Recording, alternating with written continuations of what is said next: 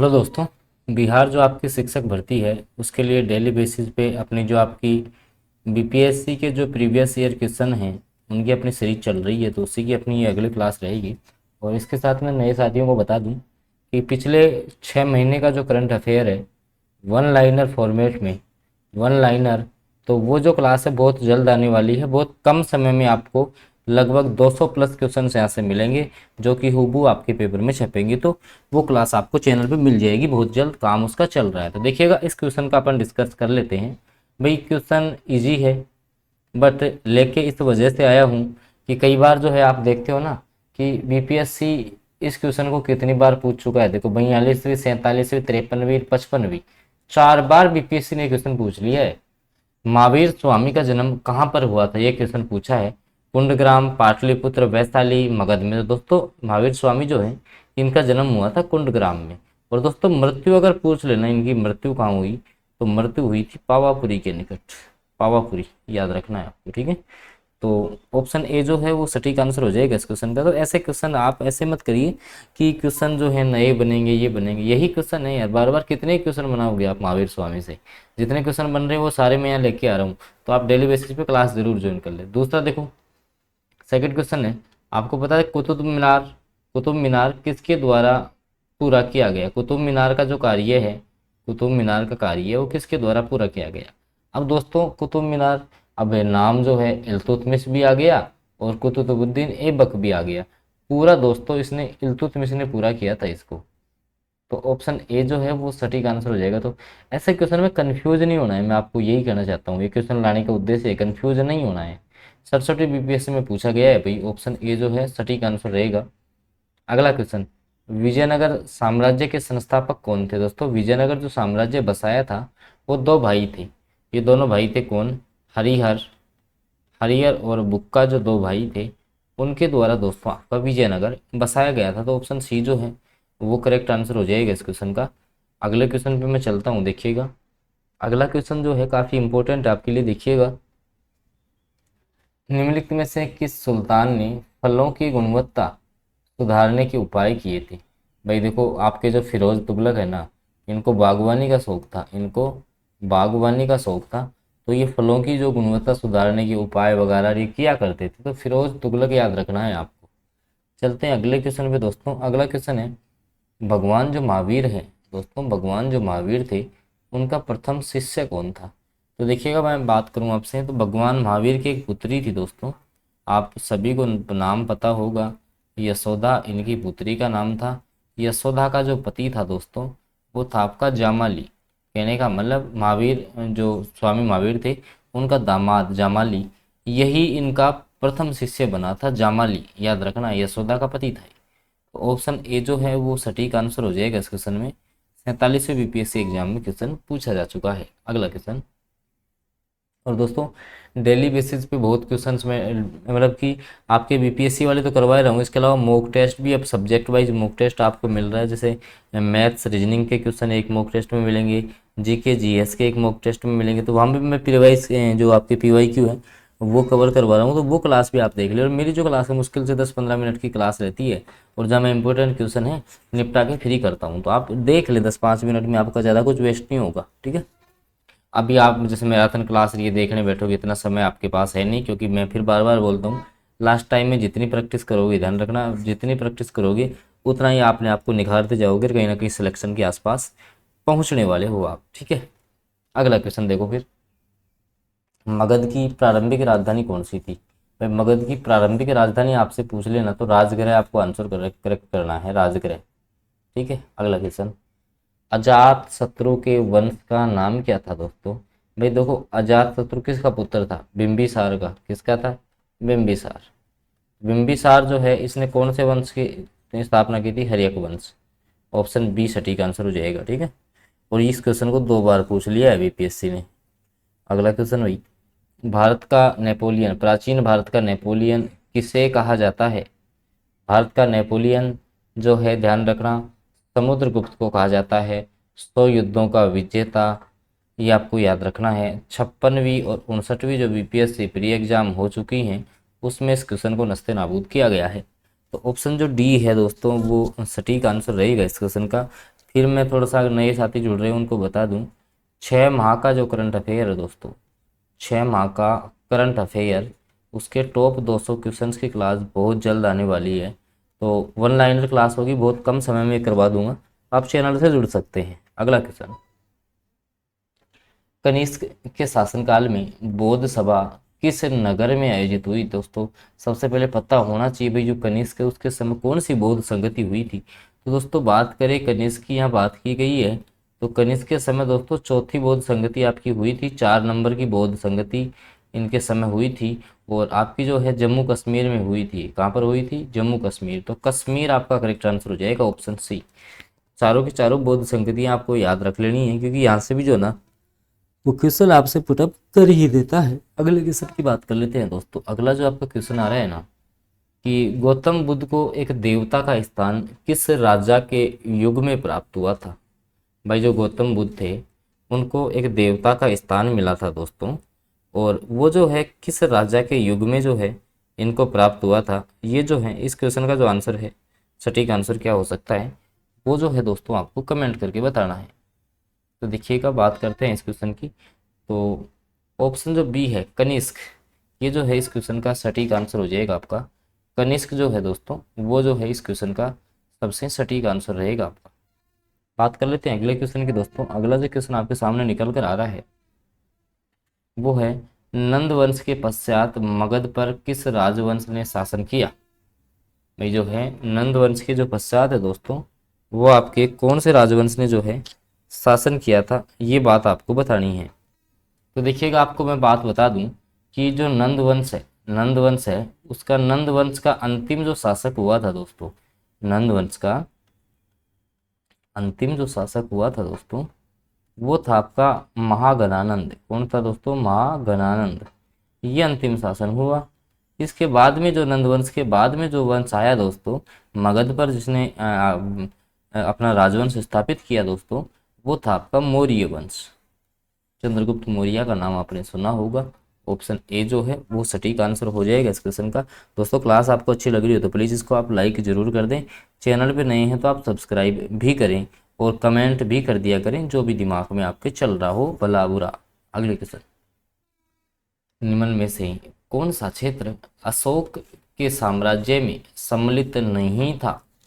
ध्यान रखिएगा, क्वेश्चन को अच्छे से पढ़ना है, नहीं इस पे गौर कीजिएगा कि कौन सा क्षेत्र है जो कि आपके अशोक के साम्राज्य में नहीं था। तो दोस्तों अफगानिस्तान है, बिहार है, कलिंग है, ये आपके अशोक के साम्राज्य में थे, जबकि श्रीलंका जो है ना दोस्तों, ये आपके अशोक के साम्राज्य में सम्मिलित नहीं था। ऑप्शन सी सटीक आंसर हो जाएगा। 42वीं, और ध्यान रखना 42वीं बीपीएससी में पूछा है, अब की बार ये क्वेश्चन छप सकता है अभी। आगे, स्वामी विवेकानंद ने रामकृष्ण मिशन की स्थापना की थी दोस्तों, ये कब की थी? तो 1897, याद रखना है। अच्छा क्वेश्चन है, तब मैंने कल भी लिया था इस क्वेश्चन को, आज भी लेके आया हूँ। ये छपने वाला क्वेश्चन है, ध्यान रखना, इंपॉर्टेंट क्वेश्चन है। अगला, अशोक के शिलालेख में प्रयुक्त भाषा कौन सी? भाई अशोक के द्वारा मैं काफ़ी शिलालेख जो हैं लिखे गए हैं, तो अधिकांशतः जो शिलालेख है अशोक के दोस्तों, वो कौन सी भाषा में आपको देखने को मिलेंगे? अशोक के शिलालेख की जो भाषा है वो आपको बतानी है दोस्तों। सही, 44वीं बीपीएससी प्री एग्जाम में क्वेश्चन पूछा गया है। तो दोस्तों ऑप्शन बी के साथ अपन चले जाएंगे, प्राकृत भाषा, याद रखना है। अशोक के जो मैक्सिमम शिलालेख है दोस्तों वो आपके प्राकृत भाषा में लिखे गए हैं, याद रखना। ऑप्शन ए जो, सॉरी ऑप्शन बी जो है वो आपका सटीक आंसर हो जाएगा इस क्वेश्चन का। ठीक है, चलते हैं अगले क्वेश्चन पे। देखो, सती प्रथा को गैर कानूनी किसने घोषित किया था? भाई ये भी अच्छा क्वेश्चन है, छपने वाला क्वेश्चन है, पहले भी लेके आया था, आज भी लेके आ गया हूँ इस क्वेश्चन। तो देखिएगा, आपका जो है विलियम बेंटिक ने जो है इसको गैर कानूनी घोषित किया था भाई, सती प्रथा को। विलियम बेंटिक का आपको नाम याद रखना है दोस्तों।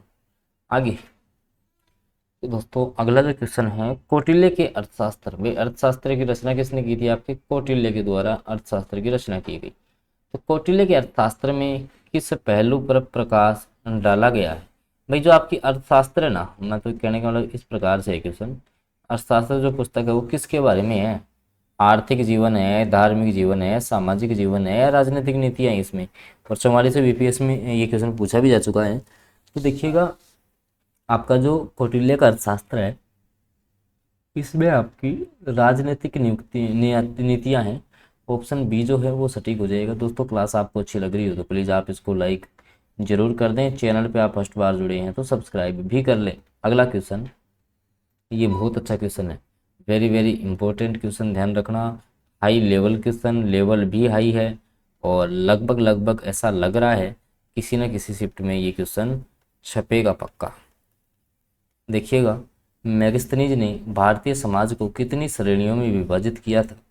भाई मैगस्थनीज के अनुसार जो भारत के समाज की श्रेणियां बनाई गई थी, जैसे आपके जैसे मान लो काम करने वाले लोग हैं, अदर लोग हैं, इस प्रकार से 7 श्रेणियां बना दी थी उन्होंने, याद रखना है।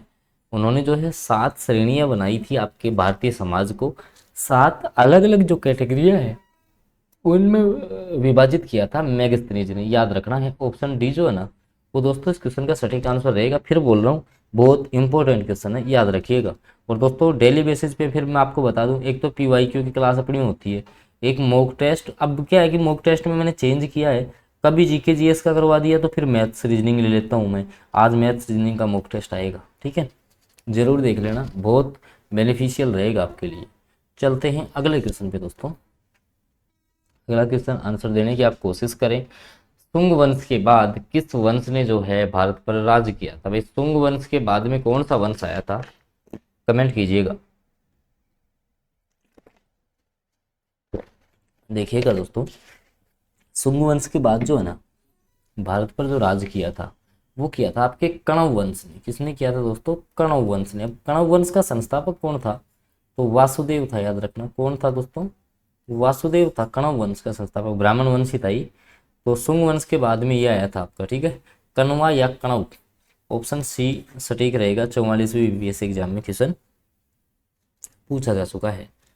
अगले क्वेश्चन की बात कर लेते हैं दोस्तों। अगला जो क्वेश्चन आपके सामने निकल कर आ रहा है कि प्रसिद्ध जो आपका चीनी यात्री फाइयान किसके शासनकाल में भारत की यात्रा की, बताइएगा। फाइयान जो है वो किसके काल में भारत आया था, ये आपको बताना है।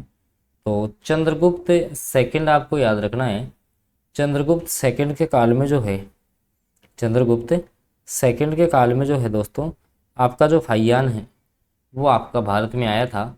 ऑप्शन बी जो है वो सटीक आंसर हो जाएगा इस क्वेश्चन का, याद रखना है। काफ़ी इम्पोर्टेंट और काफ़ी हेल्पफुल क्वेश्चन ये आपके लिए रहेगा कि चंद्रगुप्त जो है वो किसके काल में यहाँ पे भारत आया था, क्योंकि 63वीं बीपीएससी में क्वेश्चन पूछा जा चुका है। भाई जो भी विदेशी यात्री है ना ये तो आपको याद कर ही लेने हैं, ठीक है। विदेशी यात्री तो आपको सारे जो हैं याद कर लेने हैं।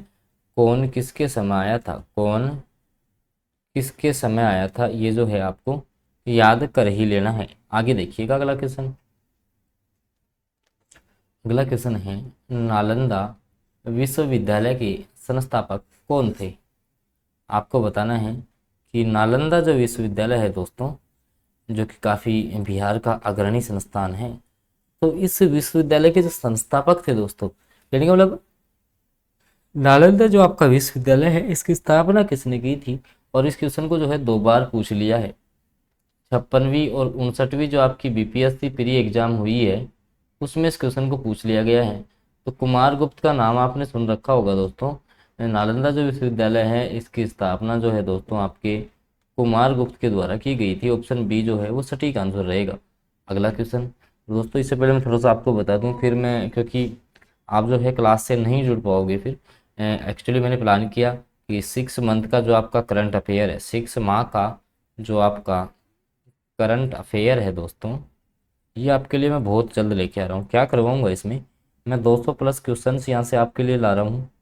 और ये जो क्वेश्चंस हैं मुश्किल से आपको जो है लगभग 30 मिनट में मैं आपको कवर करवा दूंगा। और सारे क्वेश्चन 1 लाइनर फॉर्मेट में होंगे। आप ही के लिए जो है प्रयास किया जा रहा है। तो आप चैनल पर नए जुड़ रहे हैं तो सब्सक्राइब आप कर सकते हैं। कंटेंट देखिए उसके बाद विश्वास होता है आप सब्सक्राइब कीजिए। देखो क्वेश्चन, मानव बलि प्रथा का निषेध करने के कारण अंग्रेजों के विरुद्ध विद्रोह करने वाली जनजाति का नाम बताइए। मानव जो बलि प्रथा है दोस्तों, इसका निषेध करने के कारण अंग्रेज अंग्रेजों के विरुद्ध विद्रोह करने वाली जो जनजाति है उसका आपको नाम बताना है, तो खोंड जनजाति याद रखना। नया क्वेश्चन है, तब मैं कल भी लिया था इस क्वेश्चन को, आज भी लाया हूँ क्योंकि ये न्यू क्वेश्चन है, याद रख लेना है दोस्तों। तो ऑप्शन बी जो है वो सटीक हो जाएगा इस क्वेश्चन का। अगला क्वेश्चन काफ़ी कुछ सिखा के जाता है, काफ़ी कुछ ये कहता है कि मेरे को कहाँ कहाँ नहीं पहुँचा गया है। पृथ्वीराज रासो का क्वेश्चन शायद ही कोई एग्जाम होगा दोस्तों, शायद ही कोई डिपार्टमेंट ऐसा होगा जिसमें ये क्वेश्चन आपका नहीं पूछा गया हो। हर एग्जाम में लगभग लगभग जो है ना रामबाण क्वेश्चन बन चुका है यार एग्जाम का, तो मैंने सोचा क्या पता दिमाग से निकल जाए, तो इस क्वेश्चन को भी एक बार जो है समाहित कर ही लेना चाहिए अपन को। तो पृथ्वीराज रासो के लेखक हैं दोस्तों चंद्रबरदाई। लेकिन आपको जैसे मान लो जयन किसके हैं, फिर अगर यहाँ पे रासो की जगह विजय आ गया, पृथ्वीराज विजय दोस्तों अगर आ जाए, पृथ्वीराज एक तो विजय है और एक पृथ्वीराज रासो है, तो पृथ्वीराज जब विजय आ जाए ना तो इसके जो लेखक है दोस्तों वो आपके जयानक हो जाएंगे। कल्हण की फेमस पुस्तक है राज तरंगिणी, कौन सी है दोस्तों, राज तरंगिणी इनकी फेमस पुस्तक है, जिसमें कश्मीर के इतिहास का वर्णन है, कश्मीर के इतिहास का वर्णन है दोस्तों। तो ये क्वेश्चन भी जो है दोस्तों आपको याद रखना है। अगले क्वेश्चन की बात कर लेते हैं दोस्तों। तो दोस्तों ये जो सारे क्वेश्चन है मैं आपको फिर बता दूं, बीपीएससी ने आपको जो भी प्रीवियस ईयर में क्वेश्चन पूछे हैं ना पीवाईक्यू, और जो 2 या 3 बार क्वेश्चन पूछे जा चुके हैं, वो क्वेश्चन की श्रृंखला अपनी हो रही है और मैं आपके एग्जाम तक इनको फिनिश करवा दूंगा, सारे करवा दूंगा डेली बेसिस पे। बस आप तो मुश्किल से मेरे को 10-15 मिनट दे दें यहाँ, मैं आपके 10-15 मिनट हो सकता है ये आप रात के टाइम जब आप सो रहे हो तब भी आप इनका रिवाइज कर सकते हो, 2x स्पीड में देखोगे तो बहुत और भी कम समय लगेगा। तो इसके अलावा ये क्लास आप मिस मत करना। 6 माह का जो करंट अफेयर है एक बार देखना, आप कंटेंट पे विश्वास करोगे कि हाँ रियली सर ने कंटेंट जो है बहुत अच्छा दिया है। बाकी और कोई अगर जैसे किसी क्लास की आपको डिमांड हो भाई ये क्लास होनी चाहिए, तो वो आप कमेंट बॉक्स में कमेंट कर दें, हमारी टीम जो है आपसे संपर्क स्थापित करेगी और आपकी जो कमेंट है उसका प्रॉपर तरीके से उचित जो निर्णय है उसके संबंध में भी लिया जाएगा। बाकी और कोई डाउट हो तो आप बता दीजिए। चैनल पे जब नए आप जुड़े हैं तो आप सब्सक्राइब जरूर कर लें, साथ में आप बेल नोटिफिकेशन को भी ऑन कर लें, ताकि आगामी समय में जो आपकी भी क्लासेज होंगी, जो भी क्लासेज होंगी उन सभी की अपडेट्स आप तक पहुंचती रहेगी। धन्यवाद दोस्तों।